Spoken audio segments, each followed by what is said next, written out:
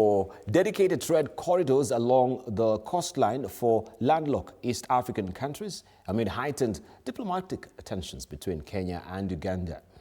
EU Ambassador to Kenya, Henriette Geiger, says inland states require efficient and cost-effective access to ports, a goal she believes can be achieved through dialogue, one-stop border posts and enhanced regional collaboration. The statement comes ahead of next week's EU-AU summit, where President Ruto is expected to address regional reforms in Angola. Endless discussion with Kenya, then this one stopped, then another one comes, then the railway, the pipeline, the what, we discuss. But that ocean belongs to me. Because where is my ocean? I'm entitled to that ocean. It was a statement that triggered backlash on social media, which merely stirred the nation's foreign diaspora affairs and was dismissed as an utterance taken out of context, with officials firmly stating that Uganda is aware of international territorial rules.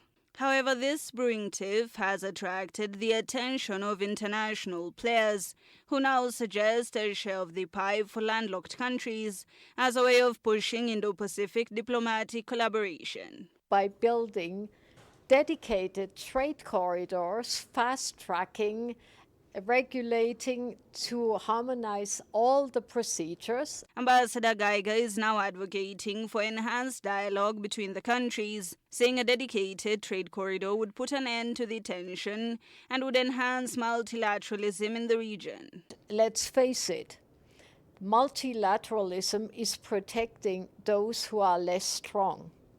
The strongest, they don't need multilateralism to get their will done and their interests being heeded.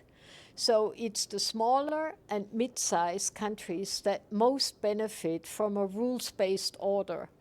This comes as an alarm is sounded over the rising regional unrest and the effects of weakened multilateralism, which would affect the democracy and freedoms enjoyed by countries in the global south and eventually trade. It's in all our interest to make sure that we have a multilateral order that is fit for purpose in the next decades.